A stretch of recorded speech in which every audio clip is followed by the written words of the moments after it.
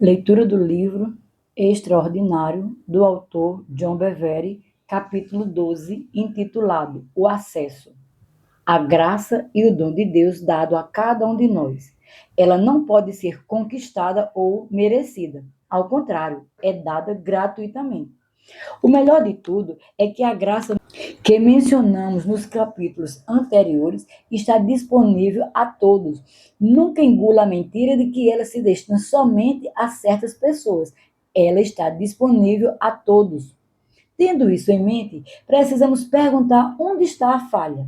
Por que tantos cristãos estão vivendo exatamente como viviam antes de serem libertos pela graça de Deus? Porque existe tão pouca evidência da graça que nos outorga poder. O apóstolo Paulo tem a resposta clara. Temos paz com Deus, por meio de nosso Senhor Jesus Cristo, por intermédio de quem obtivemos igualmente acesso pela fé a esta graça na qual estamos firmes. Romanos 5, verso 1 e 2. A palavra-chave nessa escritura é acesso. A palavra grego aqui é prosagoge, que, de acordo com vários dicionários de grego, é definida como acesso. O dicionário Webster define como a capacidade, direito ou permissão para se aproximar, entrar, falar com ou usar. Um sinônimo de uma só palavra é admissão. Pense nas várias formas como usamos essa palavra. Você está tentando obter informações importantes em um computador. No entanto, o acesso é negado porque você não conhece a senha.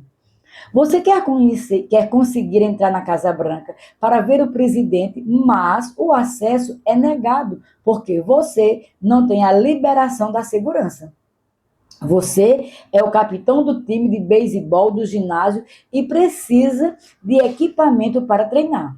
O equipamento está guardado em uma sala trancada, mas você não tem acesso a ela. Então, o que você precisa fazer? Encontrar o treinador que tem a chave que dá acesso à sala do equipamento. Eis outra forma de ilustrar o significado da palavra. Digamos que você esteja muito necessitado de água pura porque o seu poço secou. A cidade tem uma enorme torre no final da rua que contém milhões de galões de água pura. Como cidadão, você tem direito a toda a água que precisa daquela torre, mas não tem acesso a ela. Uma tubulação central vindo da torre leva um suprimento ilimitado de água que corre próximo à sua casa. Então, o que você precisa fazer? Simplesmente ir até a cidade e conseguir uma autorização para conectar-se com a tubulação central. Depois de fazer isso, você precisa ir até a loja de ferragens local e comprar alguns canos de PVC. Você cava uma vala no seu quintal e conecta a sua casa ao cano de água central com o cano de PVC. A água flui para dentro da sua casa porque agora você tem o acesso. Simplificando, a fé é a tubulação da graça. Ouça as palavras de Paulo outra vez. Obtivemos acesso pela fé a esta graça no qual estamos firmes. Deixe-me inserir as palavras da minha ilustração com a água para deixar isso extremamente claro. Temos acesso pela tubulação da fé a toda a água da graça de que precisamos. A fé é o fator determinante para partilharmos ou não partilharmos da graça. Isso significa que a graça que discutimos atentamente em todos os capítulos anteriores não pode ser acessada de qualquer outra maneira a não ser através da fé. Tendo isso em mente, deixe-me reiterar este fato importante. A graça é o revestimento de poder necessário para agradar a Deus. Portanto, nos é dito que, de fato, sem fé é impossível agradar a Deus. Hebreus 11:6. A Bíblia Amplificada afirma: sem fé é impossível agradar a Deus e satisfazê-lo. Por quê? Sem fé não temos a tubulação e, portanto, não temos acesso à graça que nos capacita a agradar a Deus. Lembre-se, não podemos agradar a Deus na nossa própria capacidade. mas apenas através da graça. A palavra da sua graça. Tudo que é necessário nesta vida está contido na palavra de Deus. Sabemos disso a partir da última epístola de Pedro. Visto como pelo seu divino poder nos têm sido doadas todas as coisas que conduzem à vida e à piedade, pelos quais nos têm sido doadas as suas preciosas e muito grandes promessas, para que por elas vos torneis coparticipantes da natureza divina. 2 Pedro capítulo 1, verso 3 ao 4. Duas verdades importantes são vistas aqui. Primeiramente, todas as coisas que conduzem à vida, a uma vida extraordinária, são encontradas nas preciosas promessas da sua palavra. E, em segundo lugar, tudo que é necessário para uma vida piedosa está resumido em uma palavra: graça. Então, na essência, poderia-se dizer que a graça de Deus está contida na sua palavra. Lemos a respeito dos crentes. Entretanto, demoraram-se ali muito tempo, falando ousadamente no Senhor, o qual confirmava a palavra da sua graça. Atos 14, verso 3. Mais adiante, em Atos, vemos a exortação final de Paulo àqueles a quem ele amava com ternura. Agora, pois, encomendo-vos ao Senhor e à palavra da sua graça, que tem poder para vos edificar e dar herança entre todos os que são santificados. Atos 20, verso 32. Observe novamente a expressão, a palavra da sua graça. Em outras palavras, toda graça, revestimento de poder de Deus para receber todas as bênçãos espirituais, está contida na sua palavra. É por isso que lemos que Jesus está sustentando todas as coisas pela palavra do seu poder. Hebreus 1, 3. A palavra não diz o poder da sua palavra, mas afirma especificamente a palavra do seu poder. Se estivesse escrito da maneira que foi dita antes, significaria apenas que a palavra dele é poderosa. Entretanto, a maneira como o Espírito Santo fez com que fosse escrita transmite claramente que todo o seu poder, toda a sua graça estão contidas dentro da sua palavra. A graça não é dada porque somos bons, ou porque amamos a Deus, ou porque somos sinceros, ou porque trabalhamos diligentemente no ministério, ou porque queremos sinceramente agradar a Deus, ou porque andamos com as pessoas certas, ou por causa de uma série de coisas. Toda a graça está contida dentro da sua palavra e é preciso crer nessa palavra para acionar ou acessar o dom gratuito da graça. Porque também a nós foram anunciadas boas novas, como se deu com eles. Mas a palavra que ouviram não lhes aproveitou, visto não ter sido acompanhada pela fé naqueles que a ouviram. Hebreus 4, 2. Esse versículo fala dos filhos de Israel.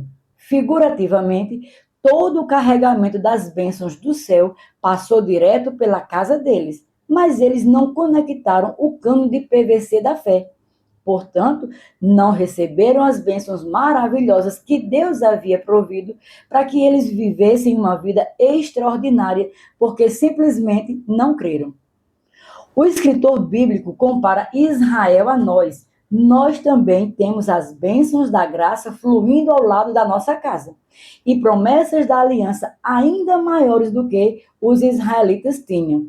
Entretanto, se não conectarmos o nosso cano da fé, tampouco faremos proveito da graça, porque não teremos acesso a ela. Salvação da morte. Vamos ver alguns aspectos da graça que discutimos à luz desse princípio. A Escritura afirma: porque Deus amou ao mundo de tal maneira que deu o seu Filho unigênito, para que todo o que nele crê não pereça, mas tenha a vida eterna. João 3,16. Deus deu Jesus para ser o resgate para cada pessoa do mundo inteiro. Pedro desenvolve essa ideia ainda mais. Deus é paciente porque ele quer que todos abandonem o pecado e ninguém se perca. 2 Pedro capítulo 3, verso 9, na versão CEV. A graça de Deus não apenas proveu a salvação através de Jesus Cristo, mas também é desejo dele que todas as pessoas a recebam. É o coração e a vontade dele que todos sejam salvos da morte eterna. No entanto, a realidade é que nem todos serão salvos. Na verdade, de acordo com Jesus, a maioria da humanidade se perderá.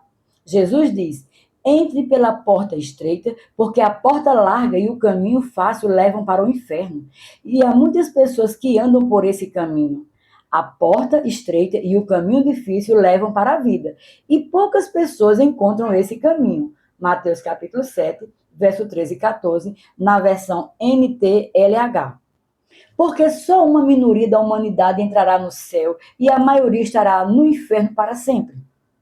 Quando uma dor, uma agonia e um sacrifício tão grande foram pagos por Jesus Cristo para trazer toda a humanidade para o reino, porque tão pouco os encontrarão. A palavra não os beneficiará, porque ela não estará misturada com fé. Lembre-se das palavras de João 3,16, para que todo o que nele crê não pereça. É necessário crer, isto é, fé. Ouça as palavras de Paulo. Porque pela graça sois salvos mediante a fé, e isto não vem de vós, é dom de Deus. Efésios 2, verso 8. A graça é o dom eterno de Deus, é o único meio pelo qual podemos ser perdoados, renovados e destinados ao céu. Entretanto, está claro que ela só pode ser recebida pela tubulação da fé.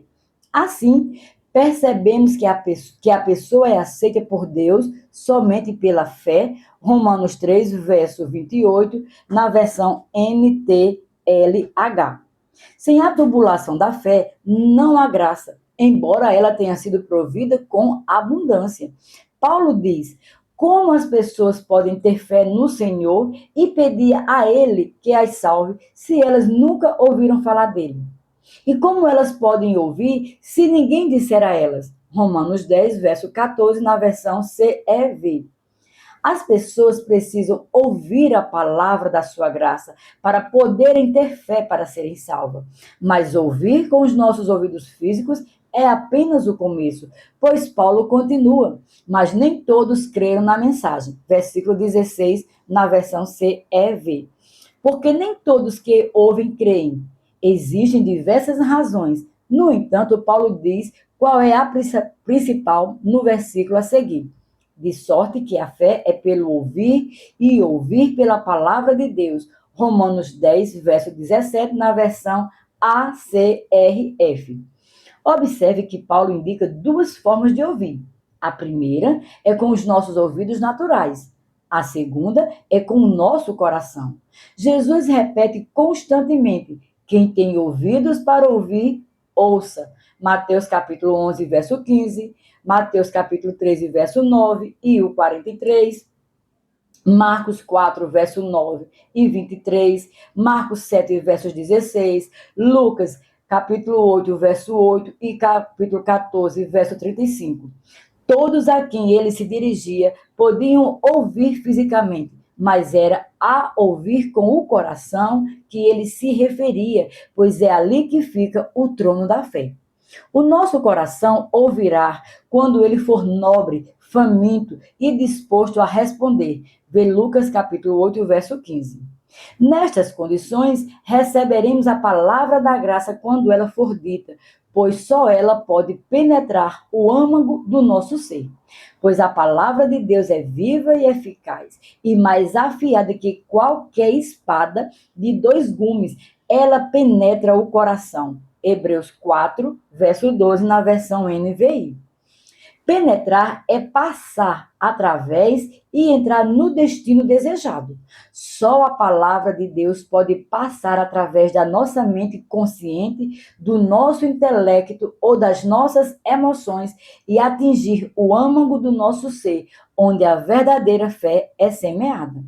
Saber disso faz com que entendamos o quanto é importante declarar a palavra de Deus, não o que a tradição e os princípios de liderança dizem, não as ideias filosóficas, os conceitos sobre Deus e daí por diante. Somente a palavra pode penetrar para produzir a fé verdadeira. A evidência da fé. É crucial ouvir no nosso coração, pois não somos salvos pela consciência mental, pelo entusiasmo emocional ou pela concordância intelectual. Em vez disso, com o coração se crê para a justiça. Romanos 10, verso 10. Esta é a verdadeira fé que se origina no âmago do nosso ser. Muitas pessoas complicaram isso, mas é muito simples. A fé crê profundamente que Deus fará o que ele diz e ela subsequentemente produz palavras de concordância e atos de obediência. As palavras e atos correspondentes são simplesmente a evidência de que o nosso coração tomou posse do que Deus falou. É isso, simples e claro, mas é muito difícil para algumas pessoas captarem. Vamos discutir brevemente as palavras e atos correspondentes à fé, pois juntas elas representam a evidência de que alguém teve acesso à graça. Primeiramente, a fé tem uma linguagem. Paulo escreveu: a justiça decorrente da fé, assim diz, Romanos 10, 6. E mais uma vez, como está escrito, eu creio, por isso é que falei. Também nós cremos, por isso também falamos. Segundo Coríntios, capítulo 4, verso 13, na versão NTLH. Assim, a verdadeira fé fala de uma determinada maneira.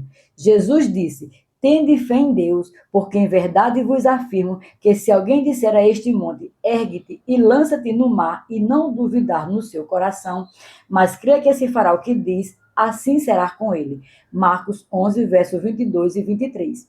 Observe que Jesus enfatiza que a verdadeira fé em Deus falará de acordo com o que crê. Esta é a linguagem da fé. Na verdade, a palavra dizer é repetida 2 vezes nesse único versículo, e a palavra crer só é mencionada uma vez por Jesus. Ele coloca uma grande ênfase na linguagem da fé. A fé genuína fala de acordo com o que crê, pois Jesus diz: a boca fala do que está cheio o coração. Mateus 12, 34. Não provamos que temos fé dizendo que sabemos que é correto. Em vez disso, falamos espontaneamente aquilo em que já acreditamos. Como o salmista escreveu, criei, por isso falei. Salmo 116, verso 10. O crer vem antes, a evidência de falar vem em seguida. Paulo afirmou: também falamos porque cremos. Sob pressão ou quando não estamos pensando conscientemente, o que sai da nossa boca é o que realmente cremos. Isso é uma evidência da nossa fé ou da falta dela. A verdade é retratada vividamente em uma experiência que os discípulos tiveram com Jesus. Ele havia ensinado durante aquele dia inteiro sobre os princípios da palavra de Deus e sobre a fé. Então, questionou os discípulos: entendestes todas essas coisas? Sim, Senhor, foi a resposta deles. Mateus 13:51. Quer eles tivessem entendido ou não, a instrução do dia estava para ser testada, pois o Espírito Santo colocou no coração de Jesus a atravessar o mar da Galileia, porque Deus queria libertar um homem possesso de demônios do outro lado. Passemos para a outra margem, disse Jesus, Marcos capítulo 4, verso 35. Os discípulos, vários dos quais eram pescadores experimentados e haviam estado naquele mar inúmeras vezes, entraram no barco e a viagem começou. Jesus, exausto pelo dia atarefado, adormeceu na popa. Levantou-se uma grande tempestade, acompanhada de ventos violentos. O barco começou a encher de água e a costa estava longe da vista. Aqueles homens do mar, experientes, concluíram que estavam condenados. Agora, observe a reação deles.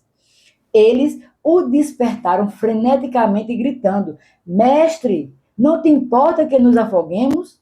Marcos capítulo 4, verso 38, na versão NLT. Eles clamaram aquilo que enchia o coração deles. Eles falaram a linguagem dos sentidos naturais e não a linguagem da fé, porque não tinham fé. A tragédia era que Jesus havia dito a eles: passemos para a outra margem. Ele não havia dito: ei, rapazes, vamos entrar no barco e ir até a metade e depois afundar.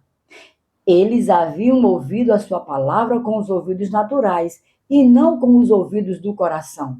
Foi por isso que Jesus se levantou e ordenou à tempestade de vento: acalma-te, emudece. Versículo 39. Então se voltou para eles e disse: por que sois assim tímidos? Como é que não tendes fé? Versículo 40. Jesus sabia que eles não tinham fé, porque quando ficaram sob pressão, ele não havia ouvido nenhuma linguagem correspondente à fé sair de suas bocas. Eles falaram do que o coração deles estava cheio, e sem fé não podia ter acesso à graça necessária para atravessarem o mar. Consequentemente, tinham de agir na força humana, sujeitos às circunstâncias contrárias e avassaladoras, em vez de se elevarem acima do ordinário para operarem através da força de Deus na esfera do extraordinário. A conclusão aqui é notável. Eles haviam dito que entendiam e acreditavam em tudo que Jesus lhe havia ensinado naquele dia. Mas quando a pressão subiu, o que realmente estava no coração deles veio para fora. Na tempestade, eles falaram, e não foi a linguagem do extraordinário, mas sim o que os homens comuns falariam naquelas circunstâncias. Atos que correspondem à fé.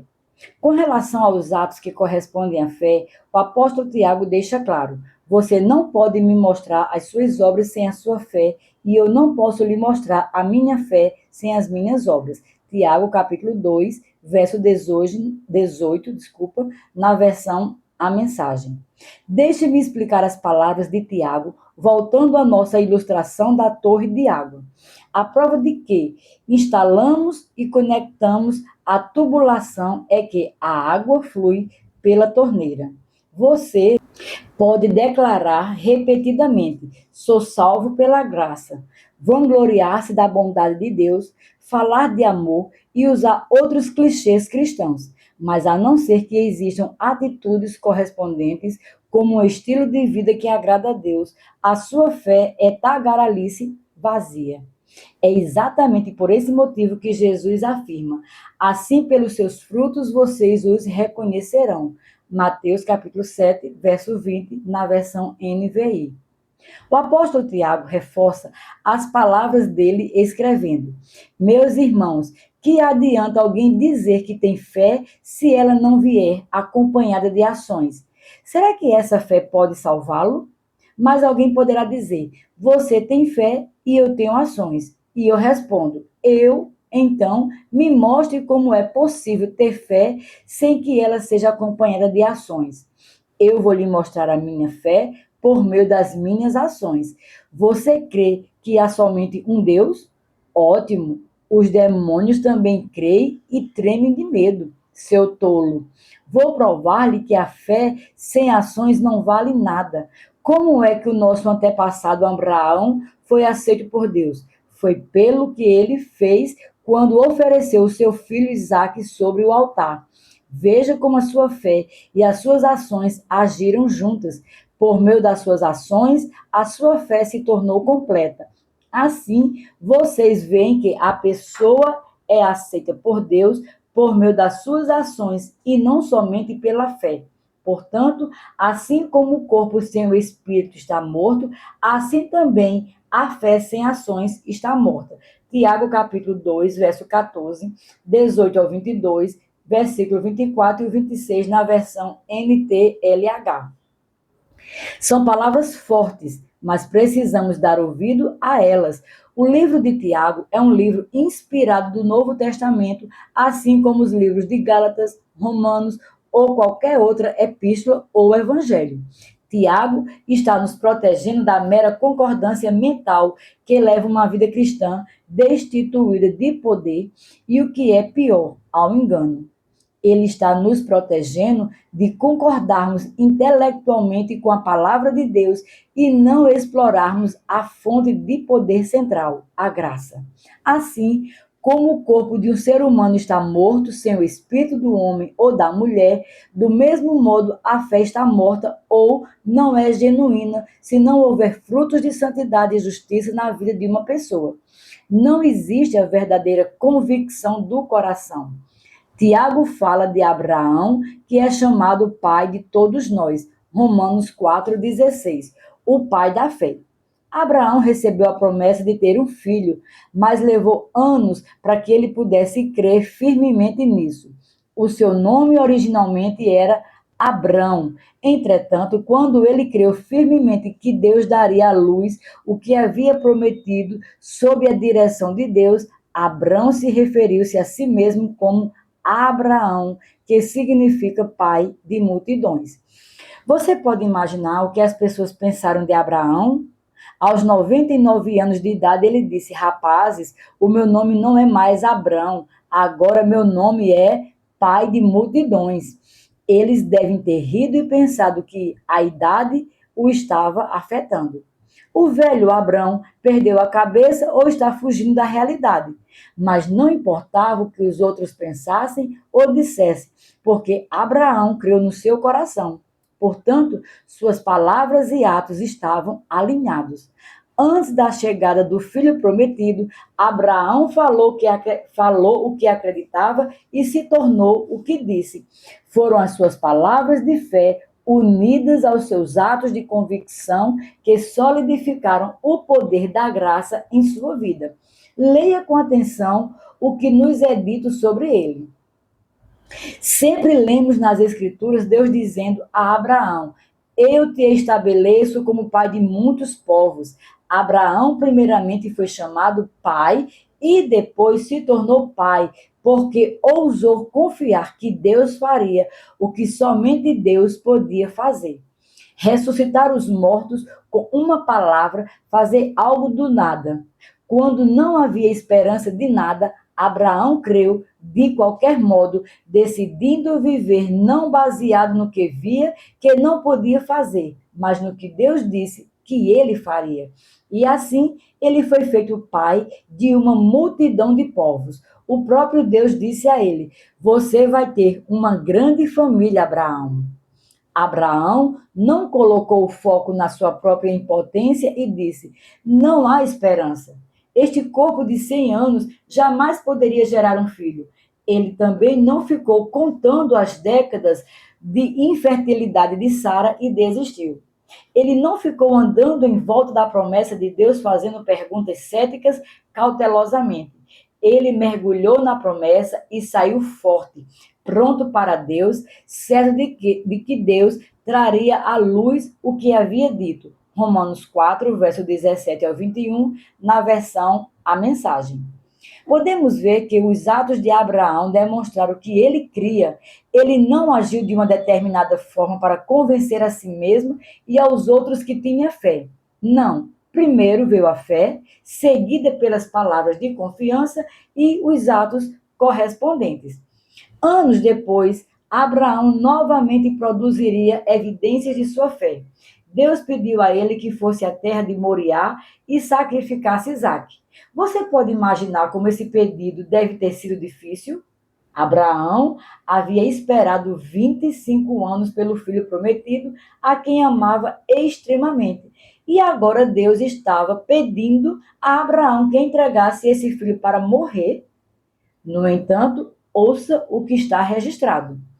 No dia seguinte, Abraão se levantou de madrugada, arriou seu jumento, cortou lenha para o sacrifício e saiu para o lugar que Deus havia indicado. Isaque e os 2 empregados foram junto com ele.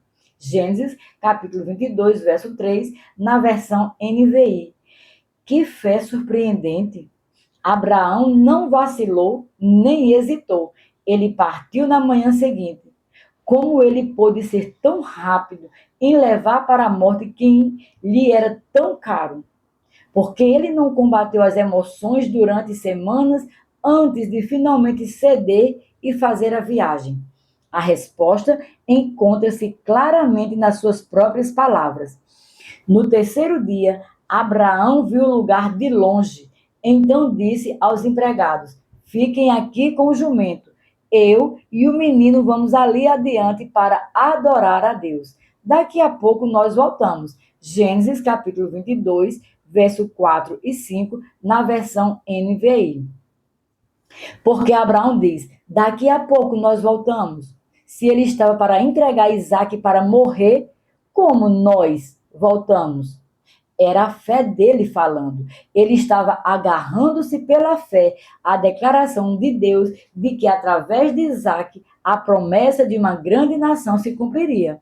Então, Abraão concluiu que, de algum modo, Deus levantaria Isaque das cinzas do sacrifício. O escritor de Hebreus nos conta: Abraão, que havia recebido as promessas de Deus, estava pronto para sacrificar seu único filho Isaque, embora Deus lhe houvesse prometido. Isaque é o filho através de quem os seus descendentes serão contados. Abraão supôs que Isaque morresse. Deus era capaz de trazê-lo de volta à vida novamente. Capítulo 11, do verso 17 ao 19, na versão NLT. Abraão construiu o altar, amarrou Isaque, colocou o menino no altar e levantou sua faca, totalmente pronto para matá-lo. Então Deus chamou do céu: não machuque o menino de modo algum, pois agora sei que você realmente teme a Deus. Você não me negou, nem mesmo seu filho amado. Gênesis capítulo 22, verso 12, na versão NLT. Os atos correspondentes à obediência de Abraão foram a evidência de que ele realmente temia a Deus e acreditava na sua palavra acima de qualquer coisa. Seus atos foram uma mera evidência da sua fé. É por isso que Tiago diz de Abraão: vês como a fé operava juntamente com as suas obras? Com efeito, foi pelas obras que a fé se consumou e se cumpriu as Escrituras, a qual diz: ora, Abraão creu em Deus, e isso lhe foi imputado para a justiça, e foi chamado amigo de Deus. Verificais que uma pessoa é justificada por obras e não por fé somente. Tiago 2, do verso 22 ao 24. Deus escolheu a história de Abraão para nos ensinar a fé do Novo Testamento. Por esse motivo, o apóstolo Paulo escreve: e não somente por causa dele está escrito que ele foi levado em conta, mas também por nossa causa. Romanos 4, versos 23 e 24.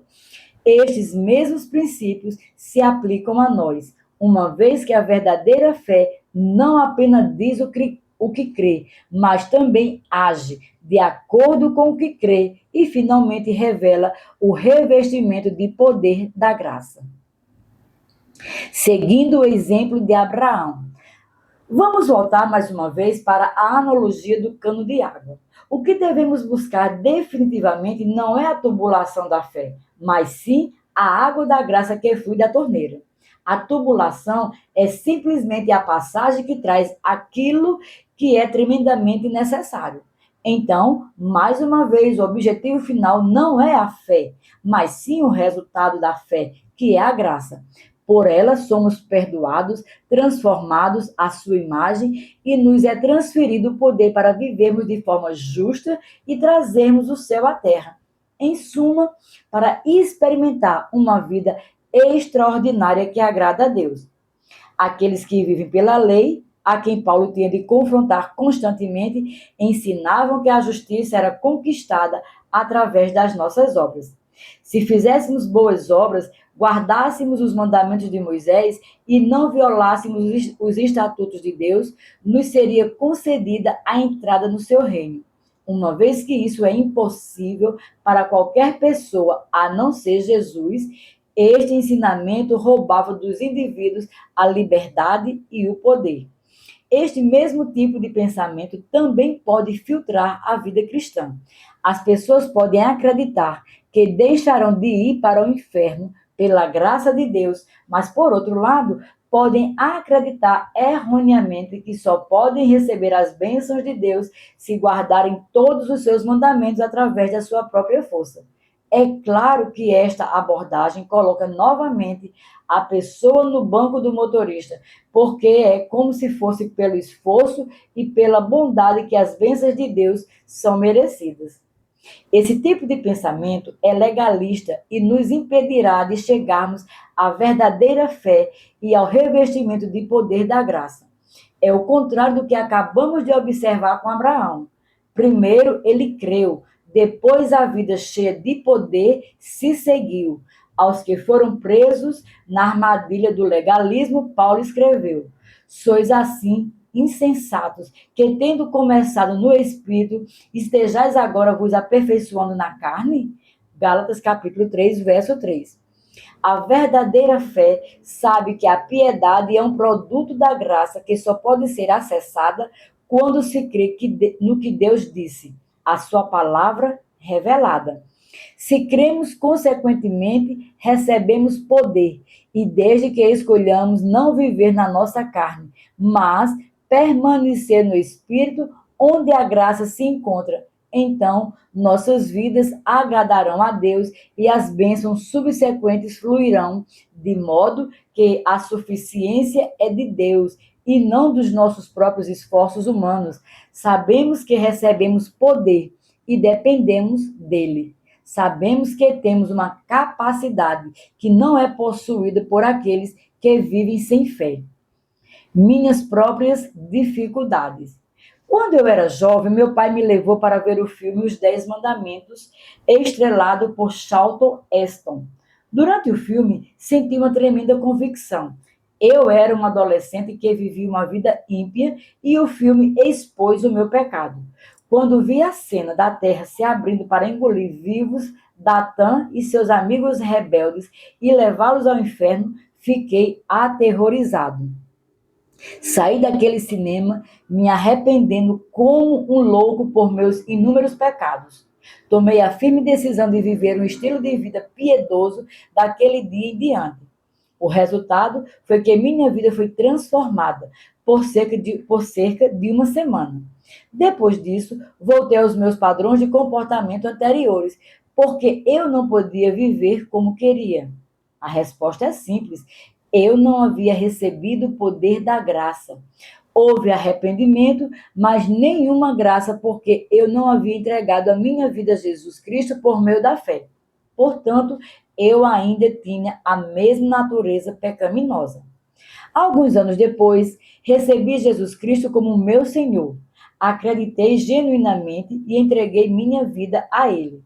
Agora, eu podia ver algumas mudanças em minha vida e nos meus padrões de comportamento. Entretanto, de muitas maneiras, ainda vivia uma vida cristã destituída de poder, porque não sabia o que tinha dentro de mim. Não sabia nada sobre a minha nova natureza, sobre como eu havia me tornado a justiça de Deus em Cristo. Só sabia que havia sido perdoado e que não iria mais para o inferno ou para o purgatório. Depois de algum tempo, aprendi a importância de viver uma vida piedosa e santa. Então, no meu zelo de agradar a Deus, comecei a exigir de mim mesmo um estilo de vida santo e dos outros também. Isso foi caótico e prejudicial. Eu fazia com que as pessoas mais próximas de mim se sentissem desconfortáveis e algumas até me evitavam. Eu era duro, legalista e sem compaixão. Eu havia começado no espírito, mas agora estava tentando me aperfeiçoar na minha própria força. Com o passar do tempo, Deus revelou através da sua palavra o que eu escrevi neste capítulo. Descobri que a força e a suficiência eram dele, não minhas. Assim como eu não podia viver uma vida piedosa simplesmente depois de assistir os 10 mandamentos. Até mesmo como crente, eu ainda não podia servir a Deus de forma aceitável sem aceitar a graça através da fé. Resumindo, eu estava tentando viver uma vida piedosa sem o poder da graça e isso simplesmente não pode ser feito. Em suas palavras, Deus diz que o seu povo perece ou vai para o cativeiro por causa da falta de conhecimento. Oséias capítulo 4, verso 6. Isaías capítulo 5, verso 13. Eu não tinha o conhecimento do poder outorgado pela graça, porque ele não era uma realidade no meu coração. Então, certamente não tinha acesso exatamente ao poder que necessitava tão desesperadamente. Sem fé, eu não era capaz de viver uma vida agradável a Deus, embora acreditasse que o sangue de Jesus havia me purificado de todo o pecado e que a minha entrada no céu seria permitida. Como muitas pessoas hoje, eu sabia que era um cristão salvo pela graça, mas estava vivendo uma vida muito comum e, em algumas áreas, até mesmo derrotada. Temos de encarar os fatos. Não podemos viver uma vida piedosa na nossa própria capacidade, nem podemos agradar a Deus na nossa própria força. Precisamos nos lembrar do exemplo de Abraão. Ele decidiu viver não com base no que as circunstâncias naturais diziam que ele não podia fazer, mas no que Deus disse que ele faria. Abraão creu. Isso era tudo que ele podia fazer e foi mais do que suficiente. Assim como era impossível que Sara e ele dessem à luz o filho prometido, assim também nós não podemos cumprir o plano de Deus para as nossas vidas na nossa própria capacidade. A única solução é simplesmente nos humilharmos e crermos. Quando fazemos isso, nos conectamos com o grande poder inigualável de Cristo, simplesmente porque cremos. É isso que separa a pessoa que vence o poder do mundo daquela que ainda está aprisionada por ele. A primeira tem fé, a segunda não. Sem fé é impossível agradar a Deus. Sem fé e graça, vivemos na esfera do ordinário e não do âmbito do extraordinário. Reflexões para uma jornada extraordinária. Você já experimentou o poder da palavra de Deus em sua vida? Cite alguns exemplos. Como você acha que teria reagido se estivesse no barco durante aquela terrível tempestade no mar da Galileia? De que maneira você pode abrir a tubulação da fé em sua vida para que a graça de Deus possa fluir livremente?